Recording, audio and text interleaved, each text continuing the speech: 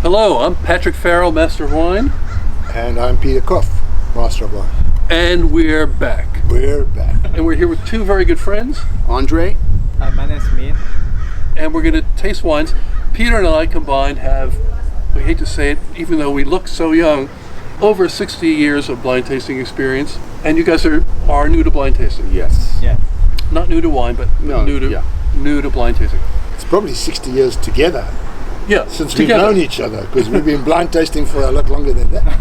Okay, so a couple words about blind tasting. We do it as a way to learn about wine. It's not torture, and as you learn more about it, it's fun. When you do this, you learn more from the wines that you miss than the ones that you get right. But in blind tasting, and we have some crows joining us for the blind tasting as well, we swirl, sniff, taste, and spit while recording what color it is, what we smell, structure of the wine, aromas, flavors, how long the wine is. We spit the wine, otherwise we get drunk and we can't function properly. And beyond that, we try to have a good time. The more that you taste, the more you tire your palate. So tasting more, tasting less, and thinking more is the way to do it. We've got some bottled water. Do you gentlemen have any questions? No, I'm ready. You're ready. So blind tasting is, of course, the great leveler. No matter how much you think you know, no matter how many wines you've tasted, no matter their pedigree, if you really want to show your chops, prove your chops, you do that during blind tasting. But blind tasting is essentially a parlor game. It doesn't really matter. You win, you lose, but you learn from it. And I'm in the trade. I do blind tasting of everything for two reasons. First and foremost, the quality, because I know how much I'm going to pay for something if I'm going to put it in the trade. So it's the quality. And then second of all, once I'm established that the quality is okay, does it taste like what it says on the label? And then have I learned something from that? Do I detect things like global warming? Is the wine making sound? Is there any volatile acidity? Does it smell like vinegar? Does it smell like nail polish? Does it smell like dirty socks? Right? So we'll see about the flaws. The three wines that we have in front of us, each of us brought three wines to the tasting, red wines. One is a classic red wine from a given variety or varieties, and a classic region. And then a similar variety or varieties from another place. Okay? And then the third wine that people brought went into a pile, and then a random wine was pulled out. So even if somebody thinks that they see their pair, the third one's not going to be. And also that they think that they see their pair, they may be right or they may be wrong. Okay. It's complicated as well, because let us say, for example, you brought a Syrah from the Rhone and a Shiraz from Australia and a Pinot Noir. But in shuffling them around, your Pinot Noir could have been replaced by somebody else's Shiraz from Australia. Mm-hmm. Okay. So everything's on the table. Wow. Nothing is off the table. It all depends upon how diabolical or significant others are in there. Because they're the ones choosing where the ones come out. Okay. So let's have some fun with it. Yeah, let's go do it. Let's go.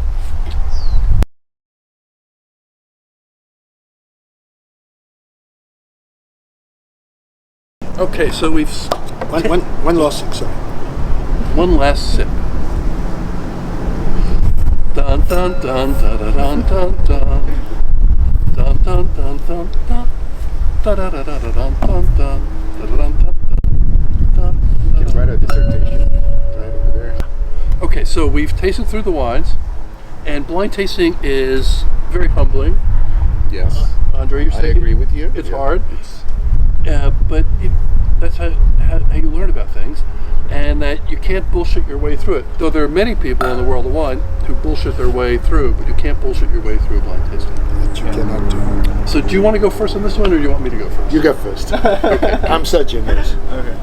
So the first one has dense garnet purple color, right? So it's a young wine, coming from varieties that probably have thick skins.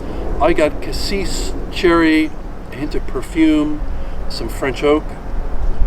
The fruit dominated the oak, which is a good thing. It was a well-balanced wine, full-bodied, medium acidity, 13.5 alcohol. The tannins were full but full and elegant. I thought it had very good length, very good quality. What do I do with all that, right? So I think this is coming from Bordeaux varieties. The cassis for me is Cabernet Sauvignon, though sometimes you can get the cherry, could be Cabernet Sauvignon as well. I don't get any leather on it, but there's an elegance to the wine. I thought this was the classic example, and I thought this was coming from Bordeaux. The second wine is fairly dense in color as well. I think it's a little bit older. It's got dense garnet red or ruby color. The rim's a little clear, that shows a little bit of age. First smell I get are pyrazines, some slightly green notes that you can find in Bordeaux varieties. There's dark fruit and some plum. I get full-bodied, a little bit similar to the previous one, except that the alcohol's a bit higher. The oak is perhaps a bit more prominent, and there's wood tannins on the finish that, to me, shorten the length of the wine. Otherwise, it's a fairly good wine. So in keeping with this theme, if I'm going to put this wine somewhere, it's going to be in California.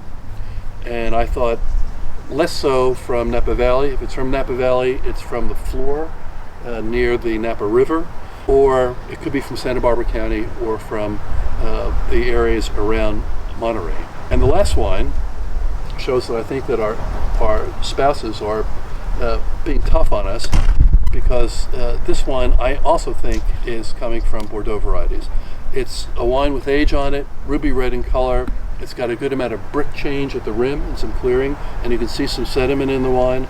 I get cedar, iron, cigar box, integrated oak, a little bit less full than the previous wines. I was trying to decide, is it Bordeaux? Is it from California? Could be other parts of the New World. I'm getting alcohol around 14, it could be a little bit higher. So I went with a New World Cabernet Sauvignon Merlot blend, more than 10 years old. So I'm almost identical to you. I danced a lot on the first two and then came down to where you are. Bordeaux, Napa or Sonoma, Merlot, Old, and New World, California. So the third one it's California, do you think? I think it's California. I think it's Old Merlot. Merlot, okay. Yeah, I think the same thing. Of course, when you talk, it's easier for me to think, to put in words or in my mind what I was thinking. But yeah, same thing. To me, the first one, it's an Old World, probably Bordeaux. Second, it's a little bit more fruity than the second one. Mm-hmm. I don't know, maybe because of the alcohol. The second one has a little bit more alcohol. Maybe shorts the fruity or something like that. I don't know. But yeah, to me, the second one it's pretty hard for me to say where it's from, or it could be Chile, it could be actually Chile's a good one because of the pyrazine. Exactly, I thought about that's a very good thought. I don't know. Yeah, this could easily be Chile. Okay. And the third one, it's really hard for me because it's got a lot of age on it, and starts to reveal all this tertiary notes. So I got a lot of caramel. I don't know why I thought this was a Syrah, and I got a little coffee. I don't know if it could be older oak. And the problem, and we discussed this off camera earlier, but as wines get older, they start to converge, and it gets to be more and more difficult to tell an old Cabernet from an old Syrah. So, the Institute of Masters of Wine, many years ago, decided that there were 9 noble varieties. The reds are Pinot Noir, Cabernet Sauvignon, Merlot, and Syrah. It's not important right now what the whites are, but Semillon, Sauvignon Blanc, Riesling, Chardonnay, and Chenin. But one of the things that caused the Institute of Masters of Wine to agree that those were the noble varieties is A, they would grow where they grew, wherever it was, and be varietally correct. B, they had quality, potential always. And C, they maintained their character while aging. So it's obviously what Patrick just said. It's a problem. As wines grow older, to use Patrick's words, they tend to converge. And so if they're noble varieties, you're in with more of a chance that they will taste like what they used to, rather than just old wine. And me. Okay, so the first wine, I really liked it. I'm trying to go with your 20 points. Okay. I pointed this at 18. Okay. Yeah. It's a very nice wine. Yeah, it's a very nice It's a wine. very nice and then I don't have a whole lot of lists to compare with, but I thought it was very similar to the Ricci Montevello, which is like easily $200, $300 wine. Yeah. It was a really good, great wine. I enjoy drinking it. I would drink it, the whole bottle if I can. The tannin was very high. The fruit is there, and that's what I really like about. And I think it was Cabernet Sauvignon, and I thought it was California Cab because it's so similar to Ricci Montevello. I can't pinpoint which winery, but I think it's California with good quality Cab. The second one, there was high alcohol, so I thought it was somewhere from like a hotter region, so not necessarily like France, but I can't think of any other country in my mind. But If you say that's Cabernet Sauvignon, hotter. then where would you go for the classic wine? I suppose you could go Chile as classic, right? Chile too. Yeah, Okay. though really the classic would be The classic would be Bordeaux. Bordeaux, yeah. Bordeaux. Now there are classic. Less classic, but it's still Right. classic. Yeah. Okay. Yeah. Okay, and then the third one, it's really old. I think it's over like 20 years, like 30 years old. And then I feel like it's past prime, I think. The fruit is not there. So it's very hard for me to decipher, but I agree with you. You said old Molo, right? I said Old Merlot. Yeah. It is. It's drying out. Yeah, if I It's have past to its pick, best. if I have to pick, it would be old Molo. Let's get the ladies to show us what the wines are. Okay. Okay, drum roll. Let's see what the first wine is. The first wine is for 2015 from Saint Julien, Chateau Léoville Porfer. Who brought this wine? I did. Delicious wine. Thank you. It is delicious, yeah. And it's still pretty young for 2015. I know, yeah. And I heard that 15 was a good vintage. It was a very nice vintage. It was a very nice vintage. And this is interesting. And you're right, this is from Chile. You see? Okay. And this is a Don Melchor, Okay. which is a very nice and expensive Chilean Cabernet Sauvignon that takes a while. This is from the vintage 2018.